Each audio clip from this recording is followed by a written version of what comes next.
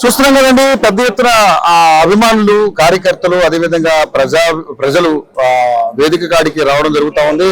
చూస్తా ఉన్నాం, ఎండలు మండిపోతున్నా కూడా ఇంకా జనం వస్తూనే ఉన్నారు, అడపాతడప వస్తూనే ఉన్నారు. ఇంకా గ్రౌండ్ అంతా కూడా ఫిల్ అయ్యే అవకాశం కనపడతా ఉంది.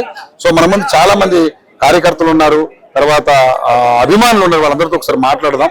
ఇప్పుడే రసమయ్య బాలకృష్ణ గారు కూడా స్టేజ్ ఎక్కబోతా ఉన్నారు, కళాకారుడు. మన ఇప్పుడు అతనితో కూడా మాట్లాడే ప్రయత్నం చేద్దాం. సార్ చెప్పండి, అసలు ఏంటి నిజంగానంటే ఇంత పెద్ద భారీ ఎత్తున సభ జరుగుతా ఉంది. మరి తెలంగాణ 10 సంవత్సరాలు కేసీఆర్ గారు వెళ్ళిన 10 ఏళ్లలో అనేక అవకతవకలు ఉన్నాయని చెప్పేసి ఒకవైపు కాంగ్రెస్ పార్టీ మాట్లాడుతూ ఉంది. ఆ రకంగానే ప్రజల్లోకి వెళితే ఒకసారి నమ్మి వాళ్ళకు అధికారం ఇవ్వడం జరిగింది. సో 16 నెలల్లో వాళ్ళు కొన్ని ఇచ్చినట్టు హామీలు నెరవేర్చలేక ఈరోజు విమర్శలకు లోనయ్యే పరిస్థితి కనపడతా ఉంది. సో మరి మీకు మంచి అవకాశం వచ్చిందని మీరు అనుకుంటూ కూడా ఇటువంటి మంచి సభను నిర్వర్తించారు. సో ఏంటి మరి ఈ సభ యొక్క ముఖ్య ఉద్దేశం ఏంటి, ఏం చెప్పాలనుకుంటున్నారు?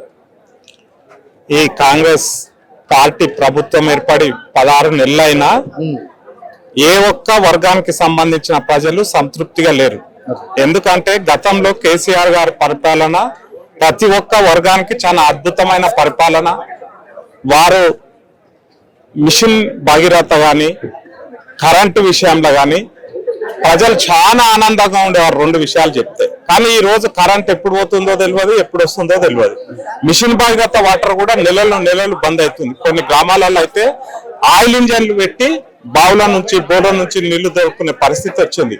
కాబట్టి ప్రజలందరూ ఈ 16 నెలలకే మేము పెద్ద తప్పు చేసినాం, కేసీఆర్ గారిని దూరం చేసుకొని అని చాలా బాధపడుతున్న పరిస్థితి ఉంది.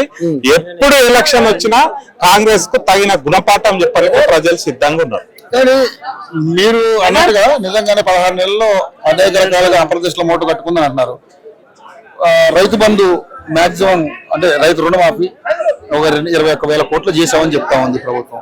అదేవిధంగా పింఛన్లు సరే వాళ్ళు ఇస్తానన్నా 4,000 కాకపోయినా 2,000 పింఛన్లు టైంకి ఇచ్చేస్తా ఉన్నాం. ప్రభుత్వాన్ని ఉద్యోగులకు కూడా కేసీఆర్ నెలల తరబడి ఆపడం జరిగింది. బట్ అది ఏం ఆపకుండానే ఫస్ట్ వారికి ప్రభుత్వ ఉద్యోగులకి జీతాలు కూడా ఇచ్చే పరిస్థితిలో ఈ ప్రభుత్వం ఉంది. సో చేసుకుంటూ వెళ్తా ఉన్నా, కేసీఆర్ చేసిన అప్పులు ఈ మిత్తులు కట్టుకుంటూ పోతా ఉన్నాం. కాబట్టి కొంచెం టైం పడుతుందని చెప్తా ఉన్నాం. దాన్ని ఏ విధంగా చూస్తారు? ఇప్పుడు మీరు రైతు బంధు, కేసీఆర్ హయాంలో రైతు బంధు ఇచ్చేవాడు, సంవత్సరానికి 10,000 ఇచ్చేవాడు. వీళ్ళు ఎకరాకి 10,000 ఇచ్చేవాడు. వీళ్ళు ఎకరాకి 15,000 ఇస్తామన్నారు. ఇచ్చి ఒక బాండ్ రూపంలో గ్యారంటీ రూపంలో 6 గ్యారంటీలు అని చెప్పి ఇచ్చి అందులో ఇది ఒకటి పెట్టి రైతు అంటే కాళ్ళు పేరు మార్చిర్రు. రైతు బంధును ఉండవు, రైతు భరోసా అని ఒక పేరు మార్చి 15,000 ఇస్తామని లాస్ట్ కు చాలా సమయం గడిచిన తర్వాత దాన్ని 12,000కు కుదిచ్చారు. కానీ ఆ 12,000 కూడా ఎక్కడ రైతులకు పూర్తి స్థాయిలో కేసీఆర్ ఎవరికైతే ఇచ్చిండో వాళ్ళకి ఎక్కడ రైతు భరోసా అనేటువంటిది పడడం లేదు. ఒక గ్రామాలలో 50% కూడా పడడం లేదు. మీరు ఎక్కడైనా గ్రామాలలో వెళ్ళి ప్రజలను రైతులను అడగండి. అదే విధంగా ఈ రైతు రుణమాఫీ ఏదైతుందో అది కూడా వాళ్ళు ఫస్ట్ 40,000 కోట్ల పైన అన్నారు. తర్వాత తగ్గించుకుంటూ ఇప్పుడు 23 ఎంత అంటున్నారు. కానీ ఎక్కడ కూడా రైతు అది రుణమాఫీ అనేటువంటిది పూర్తి స్థాయిలో కాలేదు. మాక్సిమం కూడా కాలేదు. 50% బిలో 50% అయింది. నీకు రైతులు ఎక్కడ పోయినా ఈ సమస్యలు లేవనెత్తుతున్నారు. ప్రతిపక్ష పార్టీలుగా మేము వెళ్ళినప్పుడు కూడా మా దృష్టికి తెస్తున్నారు. బ్యాంకుల కాడికి రండి, అక్కడ రండి, మాకు రైతు రుణమాఫీ కాలేదని చెప్తున్నారు. కానీ ఎక్కడ కాలేదు. ఇది ఖాళీ చెప్పడానికి మాటలకు తప్పిస్తే నిజంగా అమలు మాత్రం ఎక్కడ జరగలేదు. ఇప్పుడు మరి కేసీఆర్ గారు ప్రజాక్షేత్రంలోకి రాబోతున్నారు. ఇక నుంచి ప్రజల్లో ఉండే అవకాశం ఉందంటారు. మళ్ళీ ఫామ్ హౌస్కి వెళ్ళిపోతారు? లేదు, రకరకాల విమర్శలు వస్తున్నాయి. ఫామ్ హౌస్కి వెళ్ళిపోతారు అంటే అది ఇల్లు. ఫామ్ హౌస్ అంటే ఆయన ఉండే ఇల్లు.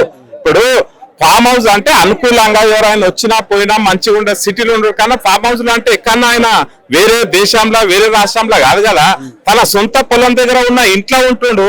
ఫామ్ హౌస్లు ఉన్నా ఏడున్నా ప్రజలకు కావాల్సింది చేయాలి. కానీ ఇప్పుడు వీళ్ళు ప్రజల నుండి మేము అన్ని ప్రగల్భాలు వాళ్ళకి వీళ్ళు ఏడుంటున్నారు, ఎక్కడ ఉంటున్నారు, ఏం చేస్తున్నారు మనం అదే ఆలోచించాలి. ఆయన ఫామ్ హౌస్లు ఉన్నాడా ఇంట్లున్నాడా అనేది కాదు. ప్రజలకు అవసరమైంది ఏముంది అది చేయాలి. సరే, మరి ఇప్పుడు ఎంతమంది వచ్చే అవకాశం ఉందన్న మీ లెక్క ప్రకారం?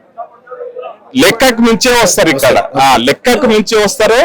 ఈ సభతోనే మొత్తం తెలంగాణ రాష్ట్రంలో కాంగ్రెస్ పార్టీ అనేది కనుమరుగు కావడానికి ఇదే సూచన.